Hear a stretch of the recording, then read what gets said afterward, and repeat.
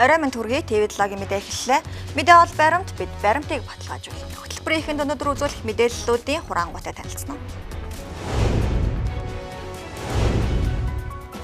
Сонгуулийн тогтолцоог өөрчилж улсын их хурлын гишүүдийн тоог нэмэх саналыг гаргалаа. Тэгэхээр хэд нэг намын давмгайлал энэ улс орныг хөгжлийн гацаанаас бол гаргаж чадахгүй маа гэдгийг харуулж байгаа. Дизелийн түвшний онцгой албан татварын хэмжээг тэг төгрөг болголоо. Шатхуун импортлагч компаниудад шаардлагатай валютын их үүсвэрийг хөнгөлөлтөө нөхцлөөр олгох, зэрэг багц зарах хэмжээ, засгийн газар хэрэгжүүлэх шаардлагатай зардлыг мөн тусгалаа. Газрын мэдээллийн цахим системд бүртгүүлэх хугацааг он дуустал сонгожээ. Ер нь бол гар дээр нь байгаа цаасан гэрээ гэрчлэгийн нэгдсэн хувьд ямар нэгэн хүчин төгөлдөр биш акт болох гэдэг.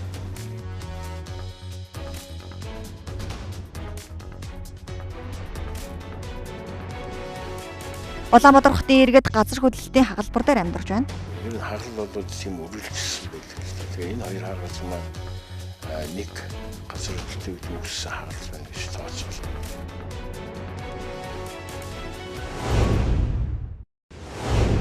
Монгол улсын засгийн газраас өнөөдрийн нийгмийн эдийн засгийн нөхцөл байдалтай уялдуулан Монгол улсын төсвийн тодтголыг дагалдах хуулиудын хамт улсын их хурлд өргөн барьлаа.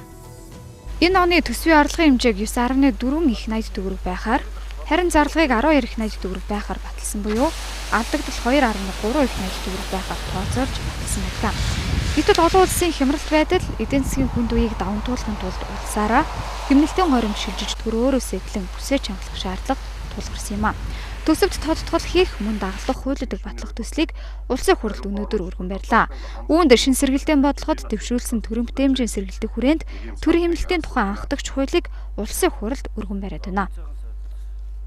Энэ төсвийн тодтголын бас нэг зорилго бол төрийн өмчт аж ахуй нэгжүүдийг олон нийтийн шууд хяналтанд оруулах томоохон шинжилгээний эхлэлийг тавихад оршиж байгаамаа.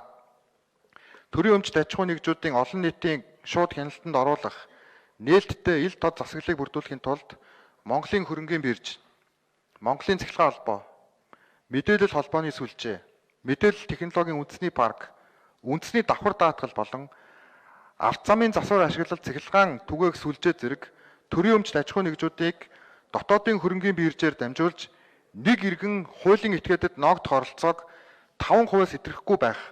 Улс төрд нөлөө бүхий этгээдүүдийн хамаарал бүхий аж ахуй нэгжүүдийн оролцоог хязгаарласнаар хөрөнгийн тэгш бус байдлыг багасгах, бизнес эрхлэгчдэд тэгш боломж олгох, шударга өрсөлдөөнийг хангах тогтолцооны шинжилгээг бий болгож чадна гэж үзэж байна. Монгол улсын засгийн газар хуулийн засаглал, хөрөнгө оруулалтын эрүүл орчин, зах зээлийн чөлөөт өрсөлдөөнийг бүх талаар дэмжиж төр хувийн хвшилтэд өрсөлдөхгүй байх бодлогыг тууштай баримтлах болно. Төрийн хэмнэлтийн хуулийн зохицуулалтад хуульд тусгаалan заагаагүй бол төрийн тусгайчийг өөр хэрэгжүүлдэг улсын хурал, засгийн газрын харьяа агентлагууд болон төрийн өмчт үйлдвэрийн газрууд дэд дарга орлогч даргатай байхыг хориглох. Нийслэлийн засаг дарга 2 хүртэл аймаг дүүрэг сумын засаг дарга 1-ээс илүү орлогч даргатай байхыг хориглох. Хуульд тусгаалan заагаагүй бол нийслэл Улаанбаатар хотод том оврын автомашин хэрэглэх, орон нутагт албан томилолтоос бусад тохиолдолд төрийн албан хаагчид төсвийн зардлаар албан тушаалын автомашин ашиглахыг хориглох. Төсөвт байгууллагын машины нэгдсэн удирдлагын менежментийг цахим технологийн чиглэлийн хувийн хвшлийн компаниудтай хамтран ухаалаг хяналтын системд оруулснаар одоо ашиглагдаж буй төсөвт байгууллагын 9800 автомашиныг багадаа 60 гаруй хувиар бууруулж цаашид төр машин эзэмшдэггүй болох суурь реформын эхлэл тавигдана гэж үзжээ. Мөн төсөвт байгууллагуудын удирдлагууд бие дааж оронтоо нэмэх шийдвэр гаргахыг хориглох, үндсэн цалин нэмэгдэл хөлс олгоор урамшуудлыг олгохыг хориглох, гар утасны зардал зочин төлөөлөгч хүлээж авах үдэх хоорондоо бэлэг солилцох, төсвийн мөнгөөр дайлалга зохион байгуулах, үндсэн чигүүргээс хамаарахаас бусад тохиолдолд урлаг спортын арга хэмжээ ивэнтгэх, цалин өлс олгох, сургалтын төлбөр санхүүжүүлэх, хандив тусламж олгох, гадаад томилолтоос зорчихдоо бизнес ангиллаар зорчих, төрийн тусгай албан хаагчдаас бусад албан хаагч дүрм товс хэрэглэхийг хориглох зэрэг багц зарах хэмжээ тусгагджээ. Өнгөрсөн 2021 он төсөв хэлэлцэх үед төсвийн зарлагын хяналтын дэд хорооны даргын хувиар нийтдээ 290 төсөл арга хэмжээг зарцаагаад түүнээс 575 тэрбум төгрөг хэмнэх боломжтой гэдэг ийм саналыг оруулж ирээд тэгэхээр бүр сүүлдээ олон нийтийн анхааралд хүрэхийн тулд бүхэл бүтэн 6 минутын илтгэлийг энэ дээрээс цээжээр тавиач одоо хүмүүс анхаар сонссоогүй харамсалтай нь өнөөдөр үнд гүйцэхдээ та бүхэн энэ тодтолыг оруулж ирж байна. Тэгэхээр энэ төсөл хөтөлбөр бол нийтдээ нэг 420 төсөл хөтөлбөрийг одоо бүрэн зогсоох буюу альсвал одоо хойшлуулж яана гэдэг бол миний түрүүн тавьж ирсэн шаардлагаас давсан байна. Дээрээс нь одоо 570 тэрбум төгрөгийг хэмнэх боломжтой гэсэн энд бас нэлээд төхөөлсөн байна. Тийм учраас одоо энэ дээр ус төрчихгүйгээр урагшаа хараад хамтдаа явъя гэж бодож байна. Нэг зүйлийг зайлшгүй засгийн газар хийх ёстой гэж би хүсэж байна. Энэ бол оюутлогын дотрын орлогыг урьдчилж 1 тэрбум доллараар аваа. Тэднэртэйгээ хилцээр хий. Дээрээс нь одоо Эрдэнэ төвлөрийн зэсийн одоо баяжмалыг урьдчилж борлуулад урьдчилсан борлуулалтын орлогоосоо энэ ойрын үед оруулж ирээ. Тэгээ ингээд нийтдээ 500 сая доллар ч юм оруулж ирээд ингээд нийтдээ 1.5 тэрбум доллараар энэ валютын орлогоо нэмэгдүүлэх юм бол энэ ханш унахаас сэргийлж чадна гэж би үзэж байгаа. За эхнээсээ бол нааштай байгаа. Сая ер нь бидний ажиллаж байгаа зүйлүүдийг та ер нь л давхардуулж хэллээ. Оюутлогоос бид гаргаж байгаа баяжмал дотроос нь ядаж эхлээд алтыг нь салгаж авах, Төв банкнд тушаалгах энийг бол хоёр талаасаа ерөнхийдөө Монголд байгаа төвшөндөө бол бид нар хилцээрээ хийгээд ойлголцсон. За гадна талдаа зөвшөөрөл нэрх юм бол энэ амжилттай болно, ойрын хугацаанд орж ирэх юм байна. Энэ жил нэг 280 сая долларын алт баяжмал дотор нь гарч байгаа юм байна лээ. За энийг Төв банкнд авах. За энэ нааштай болчихлоо гэсэн ийм хүлээлттэй байна. За ингээд Эрдэнэс 5-7 гээд гол экспортын томоохон үйлдвэрүүд дээр урьдчилгаа авах ажлууд яригдж байгаа, эхнээсээ амжилттай хийгдсэн. За тухайлбал Эрдэнэс 5-7 компани дээр Чалкогоос урьдчилгаа 129 сая доллар орж ирсэн. За Эрдэнэтээс мөн удахгүй 130 сая доллар энэ 7 хоногт орж ирэх ийм бид хүлээлттэй ингээд байж байгаа. Энэ онд хэрэгжихээр батлагдсан 698 төслийг бүрэн ашиглалтад оруулна. Ингэснээр улсын хэмжээнд 67 сургууль, 86 цэцэрлэг, 34 эмнэлэг, 22 дотуур байр, авто замын 33 төсөл, эрчим хүчний 20 төсөл, инженерийн дэд бүтцийн 36 төсөл, нийгмийн хамгааллын 21 төсөл, бусад чиглэлийн 361 төсөл ашиглалтад оруулахар болжээ. Харин төсвийн хэмнэлтийн бодлогын хүрээнд 2022 оны 4-р сарын 15-ны байдлаар гэрээ байгуулаагүй төслүүдээс нэг шаардлагатай бус төвчж болох 101.6 төгрөгийн санхүүжилт бүхий 91 төсөл арга хэмжээг зогсоож ажлын явц хэрэгжилт гүйцэтгэлтэй уялдуулан 415.3 тэрбум төгрөг нийт 516.9 тэрбум төгрөгийн санхүүжилтийг бууруулахаар төлөвлөжээ. Графикаас харуулбал төсвийн санхүүжилтээс халсан бүтээн байгуулалтуудыг харъя. Конторын барилга 6, наадмын талбай 3, соёлын төв 7, спорт зал цогцлбор 3, усан бассейн 2, конторын тоног төхөөрөмж 18, конторын их засвар 12, айргийн өргөө 1, орон нутгийн тогтчлт 6, нийтийн эзэмшлийн зам талбай 6 зэрэг нийт 33 арга хэмжээг хассан бөгөөд цаашид хөшөө дурсгал, угтах, үдэх, хаалга зэрэг орон нутгийн шинж чанартай төслүүдийг улсын төсвөөр санхүүжүүлэхийг энэ хуулиар хориглохоор тусгажээ. Эдгээр арга хэмжээний үр дүнд үйл ажиллагааны болон удирдлагын зардал 20 гаруй хувиар хэмнэгдэж 1500 гаруй оронтой хасагдана гэж тооцоолсон байна. Түүнчлэн үнийн өсөлтөөс сэргийлэх, иргэдийн амжиргааг дэмжих тухай авч хэрэгжүүлэх арга хэмжээнд нийгмийн даатгалын шимтгэлээ өөрөө хариуцсан төлсөн 1 сая төгрөг болон түүнээс дээш орлоготой даатгуулагчийн шимтгэлийн 50% сар бүр буцаан олгох, хүүхдийн 100 мянган төгрөгийг мөнгөн хэлбэрээр үргэлжлүүлэн олгох, дотооддоо хүнс үйлдвэрлэх, хүнсний нөөц бүрдүүлэх, хаврын тариалалтын бэлтгэл ажлыг хангах, дөрвөн улирлын хүлэмж, агуулгах, зойр барихад зориулж 1 их 80 төгрөгийн 3% хөнгөлөлттэй зээлийн хүүгийн татаасыг улсын төсвөөс олгох, импортын гол нэрийн хүнсний бүтээгдэхүүн болох цагаан будаа элсэн чихэр, ургамлын тосны үнийн өсөлтийн дарамтыг бууруулах зорилгоор импортын гайлын албан татвараас чөлөөлөх, дотоодд үйлдвэрлэсэн ургамлын тосыг нэмэгдгийн албан татвараас чөлөөлөх зэрэг арга хэмжээ багтжээ. Улсын их хурлаар батлагдсан гол нэр төрлийн зарим бараа бүтээгдэхүүний үнийн өсөлт, хомсдлоос сэргийлэх сөрөг нөлөөллийг бууруулах тухай хууль хэрэгжиж эхэлснээр засгийн газрын зүгээс олон улсын зах зээл дээр өсч буй бензин шатхууны үнийг тогтвортой байлгах, шатхуун импортлагч компаниудад шаардлагатай валютын их үүсвэрийг хөнгөлтөө нөхцлөөр олгох, зээлийн хүүгийн татаасыг төрөөс хариуцах, эргэлтийн хөрөнгөтэй холбогдох асуудлыг бүрэн шийдвэрлэх, зэрэг багц арга хэмжээ засгийн газар хэрэгжүүлэх шаардлагатай зардлыг мөн тусгалаа. Энэ багц арга хэмжээнд 100 орчим сая долларыг засгийн газар болон мөнгөний бодлогын хүрээнд зохицуулах, нэмэлт зохицуулалт мөн энэхүү төсвийн тодтолд тусгагдсан гэдгийг хэлхэн зүйтэй. Мөн төрөөс үйлдвэрлэгч нарт хөнгөлтөө зээл олгох, улмаар тариаланчдад хоримтлагдсан өмнөх жилүүдийн улаан буудаа нөөцийг худалдаж авах, Ингэснээр дэлхийд дахинд үүсч буй Улаанбуудан болон үр тарианы хомсдлоос урьдчилан сэргийлэх боломж мөн бүрдэнэ гэж үзэж байна. Түүнчлэн өнөөдрийн засгийн газрын хуралдаанаар дизелийн түлшний онцгойлбон татврын хэмжээг тэг төгрөг болголоо. Уул уурхай газар тариалан бүтээн байгуулалтын ажлын бэлтгэл эхлэхийн үед дизелийн түлшний үнийг өнөөгийн түвшинд тогтвортой хадгалах, хангамжийг тогтвортой байлгах хүрээнд дизелийн түлшний онцгойлбон татврын хэмжээг 2022 оны 7 дугаар сарын 1-ний өдрийн хүртэл бууруулж, тоон нь тэг төгрөг болголоо. Улсын их хурлын нэр бүхий зарим гишүүд болоод улс төрийн намууд нэгдэн сонгуулийн тогтолцоог өөрчилж, парламентын гишүүдийн тоог нэмэгдүүлэх асуудлыг үндсэн хуулийн нэмэлт өөрчлөлтөд тусгах саналыг гаргаад байгаа. Тэд эхний ээлжинд ерөнхийлөгч улсын их хурлын дарга ерөнхий сайд нарт шаардлага хүргүүлжээ.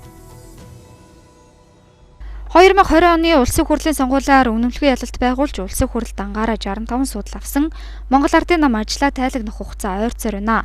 Нийгмийн шахалтад орж ам асуулгасан эрх баригч намын гишүүдэд сонгогчид муу дүн тавьж ажиллаа хийгдэх шаардлагыг хүртэл хүргэж амжсан юм а. Харин улс төрийн сөрөг хүчний үүргээ биелүүлэх боломжгүй. Хэдэн хэсэгт талтсан ардчилсан нам аргаа барахдаа бусад улс төрийн намуудын дэмжлэгтэйгээр асуудлаа ярьж эхлэх юм а. Тодорхойлбол өнөөдөр улсын хурлын зарим гишүүд нэгдэн сонгуулийн мажоритар тогтолцоог халж пропорционал тогтолцоогоор санал хураалт явуулдаг болох улсын хурлын гишүүдийн тоог нэмэгдүүлэх зэрэг шаардлагыг тавиад байгаа юм а. Зөвхөн 20 оны сонгуул гэхэд санал өгсөн сонгогчдын 42% нь Монгол Ардын намд өгсөн байхад өнөөдөр улсын их хурал дээр 83%, засгийн газар 100%. Тэгэхээр хэд нэг намын давмгайлал энэ улс орныг хөгжлийн гацаанаас бол гаргаж чадахгүй маа гэдгийг харуулж байгаа. Үүсэт байгаа асуудлыг маш хялбархнаар шийдэх бишээ. Углуургаар нь үндсээр нь шийдэх юм шаардлагатай болж байгаа гэдэг дээр улс төрийн намууд ойлголцоод улсын хурал суудалтай Монгол Ардын нам, Ардсан нам, хөтөлбөрийн үндэсний нам болон улсын хурлаас гадуур байгаа намууд бас зөвшөлтсөд тэгээд тодорхой саналуудыг бол дэвшүүлж байгаа маа. Өөрөөр хэлэх юм бол тогтолцооны өөрчлөлт хийя гэж байгаа. 19 онд өөрчлөгдсөн үндсэн хуулийн нэг том өөрчлөлт бол 70 гаруй мянган иргэдээ сонгогчдоос гаргасан энэ хөдөө орон нутагт анхан шатанд намчирхдаг, талцдаг байдлыг саарамжуулах чиглэсэн орон нутагт намчирхлыг бууруулах сааруулах гэсэн ийм бүхэл бүтэн бүлэг явж байсан. Харамсалтай нь тухайн үед эрх барьжсэн Монгол Ардын намынхан бүлгийн хурал дээр яриад энийг өөрчлөөд нутгийн удирдлагын тогтолцоог төгөлдржүүлэх нь гэсэн ийм сэдвтэй болгоод нөгөө үндсэн намчирхлын асуудлыг бүрнээсээ орхисон байна. Энэ бүгдийг засъя гэвэл бид нэг л зам байна. Улс даяараа нэг тойрог буюу пропорционал тойргийг бид оруулж ирэх хэрэгтэй.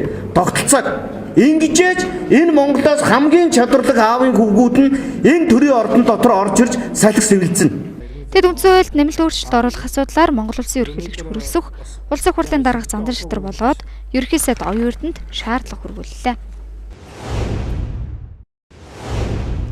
Газрын нөхөн бүртгэлийн хугацааг энэ оныг дуустал сунглаа. За нөхөн бүрдүүлэх ажлын хугацаа дуусах төгсөнтэй холбогдуулан аймаг нийслэлийн газрын албанд иргэд олон нийтийн хандах ачаалал хэд нэмэгдэж хүндрэлтэй асуудлууд тулгарч байгаа тул дээрх шийдвэрийг гаргасан байна.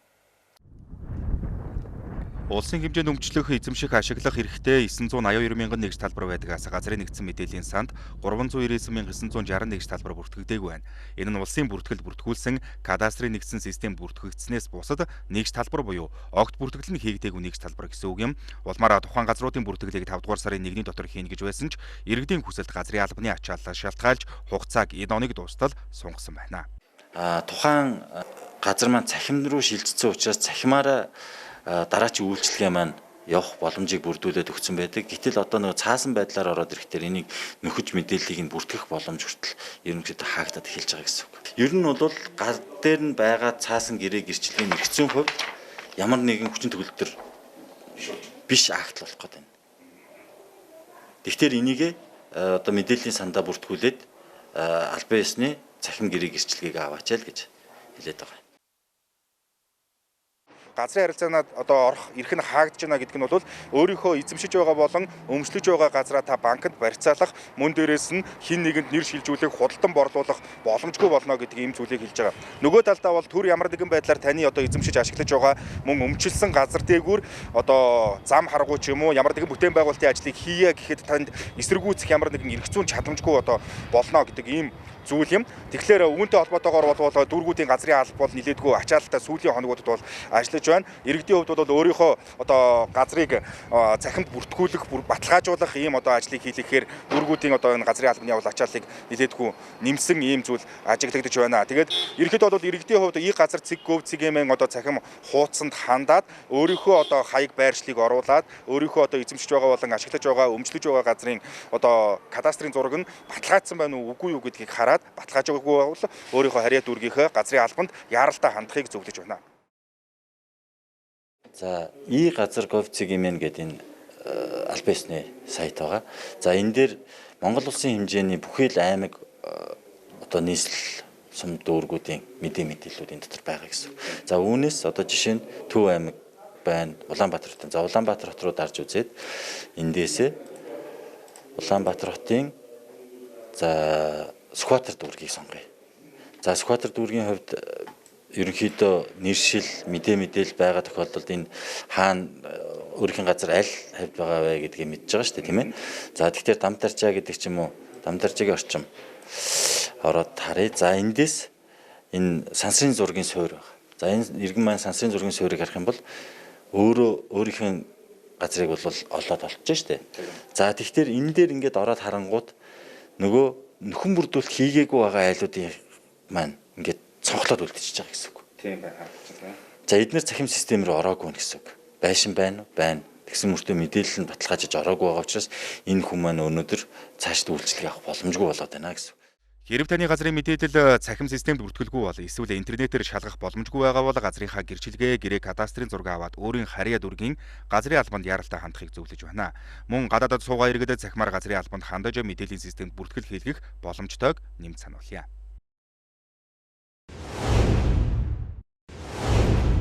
Орой мэдээг сонгон үзэж байгаад баярлалаа. Одоо харин та бүхэндээ зарим мэдээллийг товчоор хүргэе.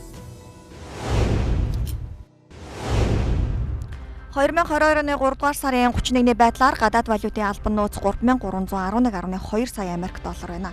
Энэ нь 6 сарын импортын хэрэгцээг хангах хэмжээний нөөц болохыг Монгол банк өнөөдөр мэдээллээ.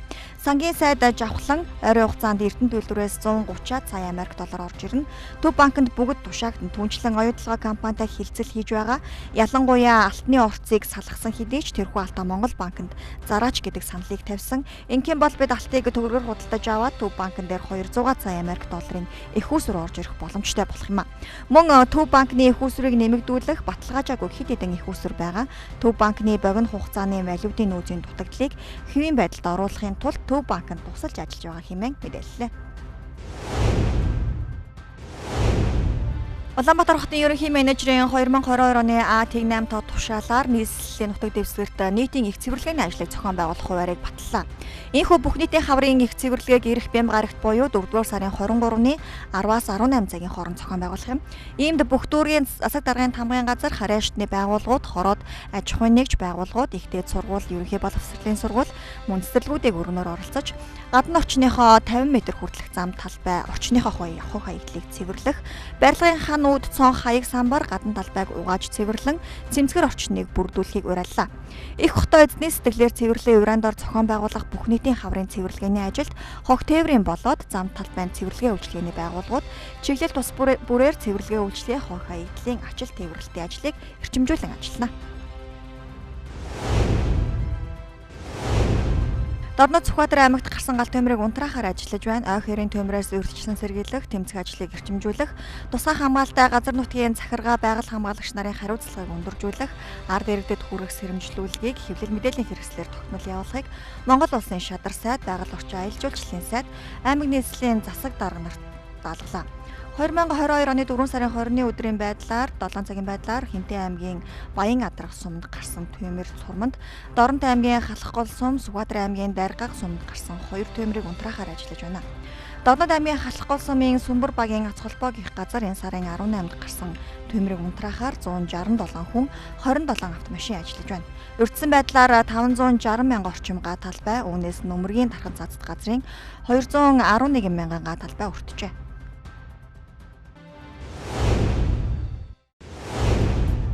Улаанбаатар хотын иргэд газар хөдлөлтийн хагалбар дээр амьдарч байна. За тодорхойлбол нийслэлийг тойроод том хэмжээний газар хөдлөлтийн 6 хагалбар байсан бол Японы эрдэмтэд Улаанбаатар хотын дундуур явсан газар хөдлөлтийн шинэ хагалбарыг илрүүлсэн байна. Сүүлийн жилүүдэд судалгаагаар Улаанбаатар хотыг тойрсон газар хөдлөлтийн 6 томоохон хагаралыг илрүүлсэн. Тодорхойлбол хотын баруун талд Эмээлтийн хагарал, баруун урд зүгт Хустан хагарал, зүүн хойд хэсэгт Гүнжийн хагарал, Улаанбаатар хотоос урагш Авдруулын хагарал, баруун урагш Шархан хагарал, Улаанбаатар хотоос зүүн тийш Мөнгөмөртийн хагарал гэж бий. Ерөнхийдөө бол нийслэл Улаанбаатар хот газар хөдлөлтийн томоохон хагаралуудын тэг голдон байгаа гэсэн үг юм а. Гэтэл 2018-аас 2019 онд Японы эрдэмтдийн хийсэн судалгаагаар нийслэл Улаанбаатар хотын яг дундуур нь буюу Нарангийн голоос Хонхор хүртэл газар хөдлөлтийн томоохон хагалбар байгааг илрүүлсэн байна. JICA гэдэг олон улсын байгууллага байдаг шүү дээ. Энэний санхүүжилтээр Японы Нагаягийн их сургуулийн эрдэмтэд, Монгол улсын их сургуулийн эрдэмтэд хамтраад ер нь Улаанбаатарын одоо газар хөдлөлтөөр үүсэх аюулын ямар байна гэсэн тийм судалгаа хийж байсан. Яг энэ судалгааныхаа үр дүнд одоо саяны яриад байгаа хагарал гэдэг байгаа бидний нэрлээд байгаа. Энэ идэвхтэй бүсийг цогцоосон байдаг. Ерөнхийдөө энэ хагарал маань яг яаж явж байна гэж үзэх юм бол богд уулын араар одоо налах дүүргийн орчмоос эхлээд одоо нөгөө цанын бааз байдаг шүү дээ. Sky Resort. Тэр хүртэл ерөнхийдөө хагарал маань сонсын зурган дээр илэрч байна гэж гаргасан байдаг. Дараагийнх нь үргэлжлүүлээд энэ хоошо Нарангийн ингээс эхлээд найрамд цус хүртэл явсан нэг тийм юу илэрч байна гэж тогтоосон байдаг. Тэгээ ерөнхийдөө энэ хагаллынхаа ер нь хагалл бол тийм үргэлжилсэн байдаг л да. Тэгээ энэ хоёр хагалл маань нэг газар хөдлөлтөд үүссэн хагалл байна гэж тооцоолоод тэгээд нөгөө Sky Resort-оос энэ Нарангийн ингэр хүртэл одоо энэгээр явсан байж болзошгүй байна гэдэг Улаанбаатарын голоор татсан байна.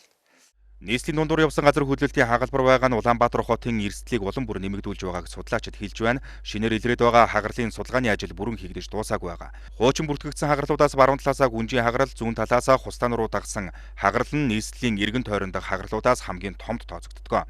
Сүүлийн жилүүдэд нийслэлийн газар хөдлөлтийн хагаралуудыг судлаж идэвхтэй өгүүг нь тодорхойлох ажил хийгдэж байгаа юм байна. Улмаар газар хөдлөлсөн тохиолдолд учирж болох эрсдлүүдийг ч давхар тооцоолжээ. Нийт барилгын одоо 11%, өөрөөр энэ бол нийтийн орон сууцны шүү дээ. 11% нь нурж унах магадaltaй байна. Хувийн орон сууцнуудаас бол 33% нь орох магадaltaй байна. Тэгээд энд нөгөө энэ хохиролд учрах хүмүүсийнх нь одоо амир эсдэг хүмүүсийнх нь тоог хотын төв орчин гэдэг нь нийтийн орон сууцны шүү дээ. Тэн дээр бол нэг 7000-аас илүү хүн өртөгдөх юм байна. Яг энэ гэр хорооллын хувийн орон сууцтай газруудаараа нэг 68,000 хүн билүү би бас таг нуусан. 68,000 хүн өртөх юм байна. 38,000 68,000 хүн өртөх юм байна гэж тооцоолсон. Дээрээс нь галт төмрийн аюул маш их өндөр юм байна. Төмөр бол энэ хотын хойд хэсгийг бараг тэр чигтэн өмөрхөр тийм аюултай байна. Дээрээс нь манай энэ гүүрэн байгууламж бол ихэнх нь эвдэрх юм гэсэн тийм дүгнэлт гаргасан. Нөгөө бас нөгөө шугам байгууламжууд нөгөө цэвэр бохрын цахилгааны шугам дээр одоо 192 км уртцаас юм шугам эвдэрх юм байна. Нөгөө хэсэг хэсгээр дээр нийлүүд гэсэн тийм тооцоололт бол хийж гаргаж өгсөн мэт. Тэгээд тий 13. Хүчтэй газар хөдлөлтөнд хуучны орон сууц барилга байгууламж нурах эрсдэлтэйгээс гадна гэр хороололд ямар ч стандартгүй баригдсан байшин барилга байгууламжууд орон сууцнаасаа илүү эрсдэл дагуулж мэдгэр байгаа юм байна. Үүнээс гадна 2000 оноос өмнө баригдсан барилга байгууламж нь газар хөдлөлтийн 7 магнитудыг тэсвэрлэхээр баригдсан. Гэвч өнөөдөр эрсдэл нэмэгдснээр бүгд газар хөдлөлтөнд тэсвэргүй эрсдэлтэй гих бүлэгт багтах болж байна. Дараагийн мэдээ. Манай улсын хэмжээнд жилд 2.2 сая тонн хоёрдогч түүхийд гардагаас 3-аас 50%-ийг дахин боловсруулдаг байна. 2021 оны байдлаар хог хаягдал дахин боловсруулдаг 40 үйлдвэр ялган бэлтгэдэг 160 гаруй цэг үйл ажиллагаа явуулж байна гэсэн тоон судалгаа байдаг. Гэсэн хэдий ч хог хаягдлаасаа салж чадахгүй байгаа цаад шалтгааныг дотоодын эцсийн бүтээгдэхүүн үйлдвэрлэгчид хомс байгаатай холбоотой хэмээн хоёрдогч түүхийд авдаг цэгийн инженер хэлж байсан юм. Монгол улсын хэмжээнд түүхийд материалаар эцсийн бүтээгдэхүүн гаргадаг үйлдвэр хомс байдаг учраас металл түүхийдийг урт хөрш рүү экспортлон гаргаж пластик хуванцар түүхийдээ газарт болж устгадаг. Энэ нь байгаль орчин хөрсийг ихээр бохирдуулдаг. Гэсэн хэдий ч үндэсний үйлдвэрлэгчид өөрсдийн нэрийн бүтээгдэхүүний шил, лааз, хуванцрыг эргүүлэн авахдаа өндөр шаардлага тавьдаг учраас шалгуурт нь нийцэх түүхийд материал ирдэггүй. Тиймээс дахин боловсруулагдахгүй үйлдвэртэй гологдсон хог хаягдлыг хөрсөнд болж устгахаас өөр сонголт байдаггүй хэмээн хоёрдогч түүхийн эдийн инженер хэлж байсан юм а. Хуванцар гэдэг ихэж мэдээж энд үйлдвэрлэлийн шаардлага бас байх л да. Одоо хуванцар гэдэг ихэж шавар шавхаатай холилдоогүй бариагүй гэх жишээний архины шилийг болохоор гадна талын тэр ялангуяа үнэтэй архины шилнүүд бол гадна талын хаяг реклам нь зурагдаагүй байх жишээний энэ төр гээд. Тэгээд тэднийг худалдаж аваад өгөх гэхлээр ер нь нэг 90 гаруй хувь нь шаардлагыг хангадаггүй юм билээ. Тэгээд л одоо бид нар буцаагаад нөгөө хогийн цэг рүү ачуулсан л да. Сая цагаан сарын үеэр бол тийм л юм болсон. Монгол улсын хэмжээнд эцсийн бүтээгдэхүүн үйлдвэрлэдэг үйлдвэр хомс байдаг учраас түүхийд материалаа хямд үнээр гадаад улс орнууд руу экспортлон гаргаж эргүүлэн өндөр үнээр эцсийн бүтээгдэхүүнээ импортоор худалдан авч байгаа нь Монгол улсын хөгжлийг уруудаж байгааг харуулж байгаа нэг жишээ юм. Түүнчлэн үндэсний томоохон үйлдвэрүүд өөрсдийн нэрийн бүтээгдэхүүний шил, хуванцрыг эргүүлэн авахдаа шил шашганы бүрэн бүтэн байдал алдагдаагүй байх, хуванцар сав ямар нэгэн байдлаар бохирдоогүй байх гэх зэрэг нарийн шалгуур тавьдаг. Үүнд нь нийцэх хоёрдогч түүхийд ховор байдаг талаар түүхийн эдийн инженер учирлан хэлж байсан юм. Нүдний талд нөгөө амьдарч байгаа орчноосоо холдуулаад булж нууж л байгаа болохоос байгаль экологт аюулгүй болгочлаа гэсэн үг биш шүү дээ. Тэр чинь аваачаад булж байгаа зүг. Хогийг үн оруулах хэрэгтэй гэж бодоод байгаа. Энд чинь тодорхой хэмжээний баялагаар бүтээж байгаа байхгүй юу? Газрын хөрсийн ухаад юм уу, газар доороос юм уу ингээд гаргаж авсан баялаг байгаа. Тэрийг л буцааж авахын тулд тодорхой үнийн өндөр аль болох өндөр байлгах юм бол иргэд хаяхгүй хаях нь багасаж юу яах юм бэ? Тэгжил тэмцэх юм бэ? Түүнээс биш тэр нэг сав 3 зэрэгцээ одоо энэ рүү цаасаа хий, энэ рүү одоо нөгөө лаазаа чи гэдэг юм уу тэгж англиад бол амжилт олох. Бид нар англиад тавина нөгөөх нь хогийн машинууд нийлүүлэл ачиж байгаа юм чи. Монгол улсын хэмжээнд хог хаягдал устгадаг стандартад нийцсэн хогийн цэг байдаггүй. Нийслэл хотод гэхэд улаан чулуутын болон цагаан давааны гэсэн хоёр хогийн цэг байдаг. Эдгээр хогийн цэгт ачааллаа дийлэхгүйд хүрч хогоо газарт болох үйл ажиллагаагаа явуулдаг. Энэ нь эргээд хөрсний бохирдол үүсгэж цаашлаад иргэдийн эрүүл мэндэд аюул учруулах хэмжээнд хүрээд байна. Тиймээс хог хаягдлыг дахин боловсруулах үйл ажиллагаа явуулдаг иргэн аж ахуйн нэгжийг дэмжих, хогийг газарт булж устгах биш үнд хүргэж баялаг бүтээх чиглэлээр төр засгийн хэмжээнд анхаарч ажиллах шаардлагатай байгааг иргэд онцлон хэлж байсан юм.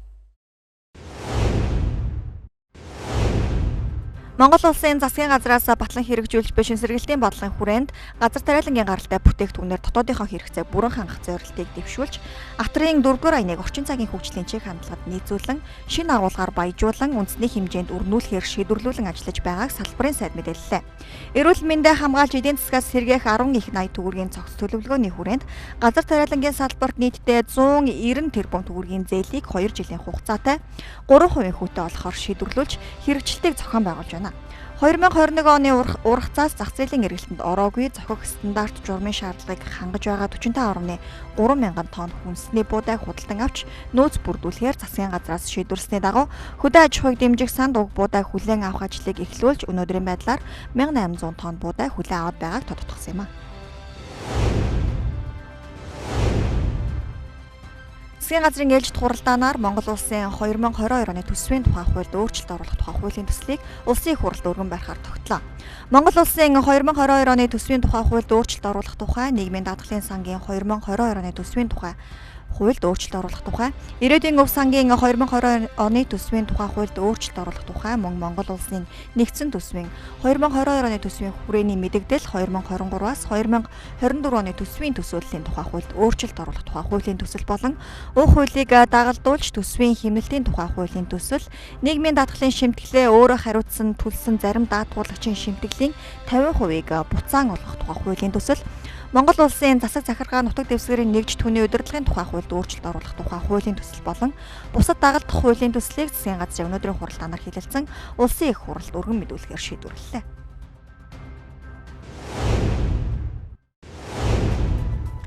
Гэр хорооллын айл өрхийн хог хаягдлыг уутлж савлаагүй тохиолдолд аж ахуй орхинд хэмээн ачлахын компани ажилчид хэллээ. Учир нь дээрээс өгсөн тушаалын дагуу машины твшнээс дээш илүү гарсан хэмжээтэй хог ачих нормтой. Нормоо биелүүлэхээр овоолон ачсан задгай хог гудамж талбайд хийсэн асар хэрсэлтэй тул заавал уутлсан хог ачдаг хэмээн ачлахын ажилчид хэллээ. Шар хадны эцэст гэр хорооллын нэгэн айлын хог хаягдлыг уутлаагүй гэх шалтгаанаар хог ачлагын машин атсангүй гэх иргэнээс ирсэн гомдлын дагуу дараах мэдээллийг бэлтгэн өргөж байна. Байгальд гарахгүй юмсан гэж бодсонд бол дахин ашигладаг ийм пошконд хий тавьсан. Тэгсэн чинь тэр нь буруу болтаараад манай хогийг атсангүй ийм л гомдолтой сууж байна. Бид иргэний гомдлын дагуу түүхийн ажилчдаас болсон үйл явдлын талаар тодруулахад дараах тайлбарыг өгч байсан юм а. Бид нар болохоор яг нөгөө нэгдэж энэ цагаан давааны хогийн цэг юу нөөцөн дуусаад дүүрж байгаа тийм үү? Тийм болохоор зэрэг зайшгүй одоо шуудайлах үүрэгтэй. Нөгөө булж дарахад чинь хөндрөл үүсэн шүү дээ. Нэгдэж. Хоёр дэж ярихад одоо энэ шараад чинь болохоор зэрэг яг хогийн цэгийн доор байралтай тийм үү? Бид нар одоо ингээд хогоо асгалаа. Тэгээд одоо цаас мас чинь энэ дээрээс хийсч ирэл гудам талбайгаар буугаад гудам талбайг бохирдуулаад байдаг тийм үү? Тийм болохоор зэрэг заашгүй юу яа гэж байгаа. Шуудалж өгөө гэдэг шаардлагыг тавиад байгаа. Тэгээд одоо пошконд хийгээд яахтар ч одоо ачигт нарын ажил бид нар одоо ингээд ачин штэ.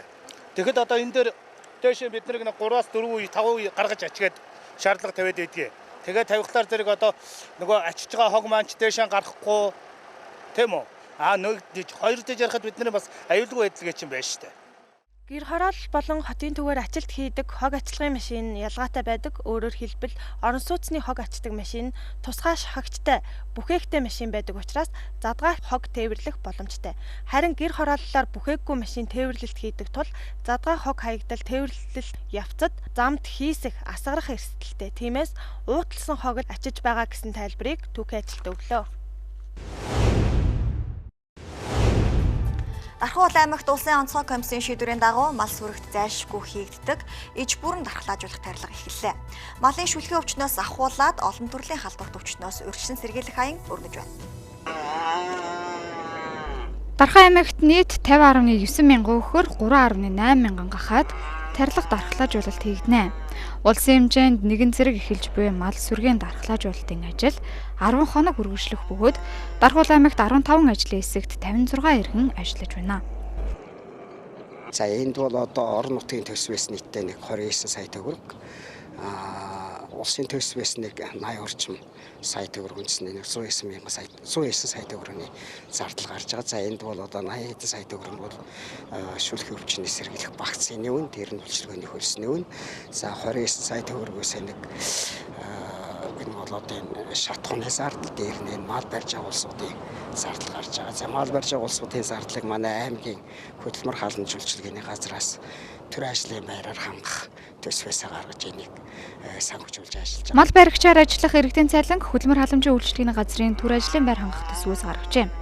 Малд жил бүр зайлшгүй хийгддэг урьдчилан сэргийлэх дархлаажуулалтын тарилгыг хугацаанд нь хийлэгдэг малчдын сүрэг мал нь хаврын хавсаргыг ажирлгүй давж үсэн үржихийн зэрэгцээ малын ашиг шим өргөөж нь дээшилдэг гэдгийг батлан харуулсаар байна. Дархуул аймаг дахь сэтгүүлч Архичаа Сүрэн мэдээлүүллээ.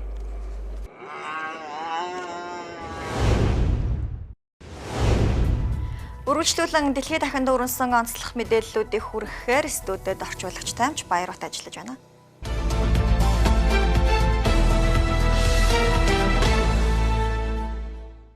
Үзэгчдээ энэ өдрийн мэнд хүргэе.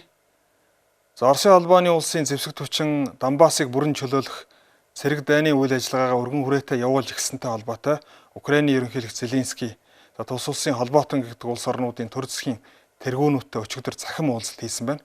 За тус уулзалтынхаа үеэр Украин улсад үзүүлэх зэвсэг техникийн тусламжаа нэмэгдүүлэхийг уриалсан. Тэгэхээр түүний хүсэлтийн хариуд Америкийн нэгдсэн улс, Их Британи, Германы зүгээс Украинд үзүүлэх зэвсэг техникийн тусламжаа нэмэгдүүлнэ гэдгийг мэдгдсэн байна. За тухайлбал танк эсэргүүцэгч болоод артиллерийн зэвсэг техникээ эдгээр улсуудын зүгээс Украинд нэмэгдүүлэх нэ гэдгийг өчигдрийн уулзалтаар мэдгдсэн. Тэгэхээр Оросын холбооны улсын зэвсэг түвшний бүсэлтэнд ороод байгаа Украины Мариуполь хотын нөхцөл байдалтай холбоотой Украины зэвсэг түвшний командлагч Сений өгсөн мэдээлэлтэй. За энэ нөхцөл байдал маш хүнд байгаа. Тэгэхээр Оросын холбооны улсын зэвсэг түвшинд эзлэгдэх гэхэд маш цөөн өдөр үлдсэн. За магадгүй энэ бол хэдэн цагаар ч хэмжигдэж мэднэ гэдгийг бол онцлсан байна. Тэгэхээр Оросын холбооны улсын зүгээс Украины цэргүүдийг бууж өгөхийг шаардж байгаа. Тэгэхээр Оросын зүгээс энэ бууж өгөх шаардлагын хугацааг сунгаж өнөөдөр буюу 5 гаригийг дуусгах хугацаанд бууж өгөхийг бол шаардж байна.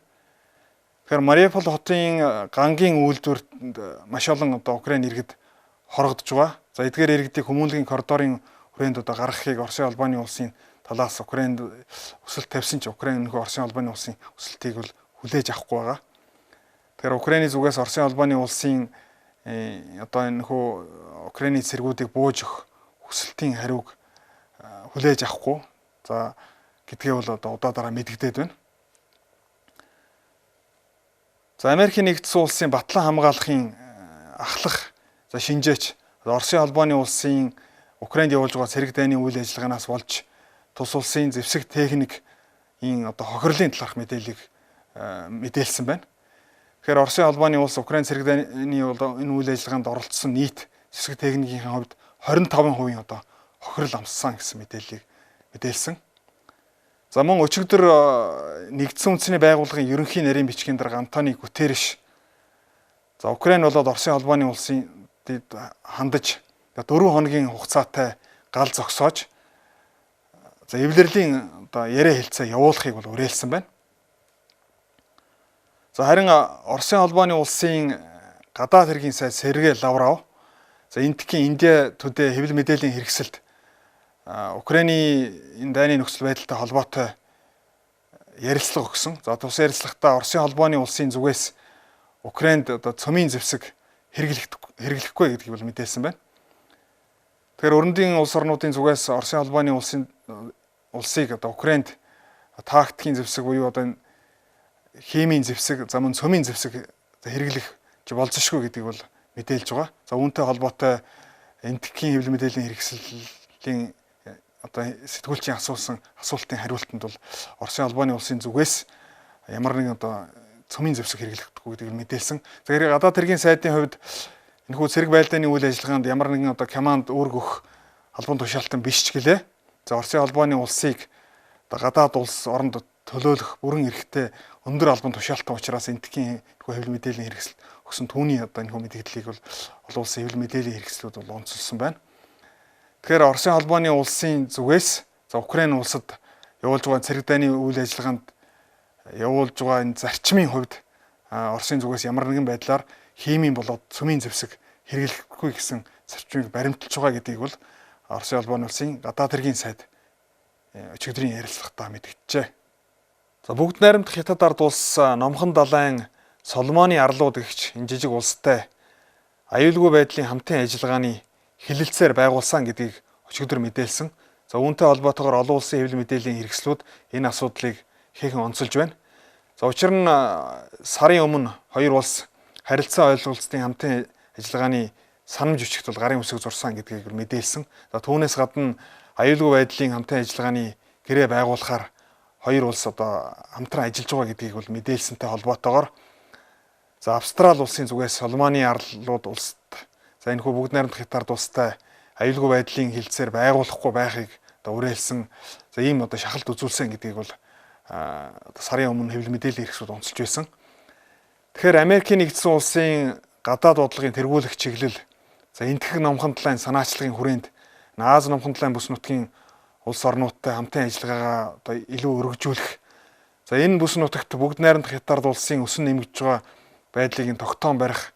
За Хятадын эсрэг энэ аюулгүй байдал гадаад дуудлагын томоохон арга хэмжээ энэ хамтын ажиллагааны санаачлах хэрэгжүүлж байгаа. За энэ хүрээнд Австрал, за Япон, Энэтхэг, Америкийн нэгдсэн улсын дөрвөлийн хамтын ажиллагаа илүү их бэхжиж байгаа. За ийм учраас бүгд найрамдах Хятад улсын хувьд номхон талайн улс орнуудтай ялангуяа энэ бүс нутгийн жижиг улс орнуудтай хамтын ажиллагаагаа нэмэгдүүлэх гэсэн энэ сонирхол сүүлийн жилүүдэд энэ дипломат бодлогоо энэ хүрээнд одоо ихээхэн одоо нэмэгдүүлж байгаа. За ийм учраас Соломоны арлууд улстай хамтын ажиллагаагаа сүүлийн жилүүдэд нэмэгдүүлэхийг хоёр талын хооронд одоо ихээхэн санал санаачлагтай ажиллаж байгаа.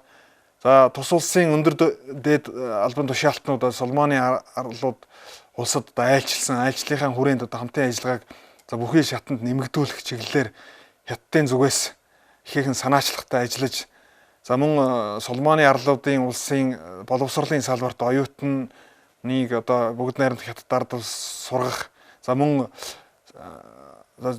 хөнгөлтэй зээл тусламж үзүүлэх зэрэг бол амлалтыг бол өгөөд байгаа. Тэгэхээр энэ улсын хувьд бүгд найрамдах Хятад улстай 2 жилийн өмнө дипломат харилцаа тогтоосон.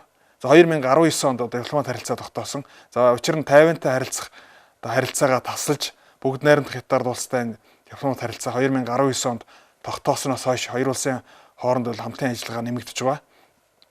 Тэгэхээр Австралийн хувьд өчигдөр энэ Соломоны арлууд улс бүгд найрамдах Хятад улстай энэ аюулгүй байдлын гэрээ байгуулсантай холбоотой мэдгэл гаргасан.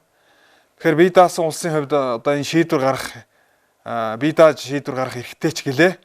За энэхүү шийдвэр нь энэ бүс нутгийн хувьд аюулгүй байдлын хувьд энэ санаа зовоосон асуудал боллоо гэдгийг бол мэдгдсэн байна.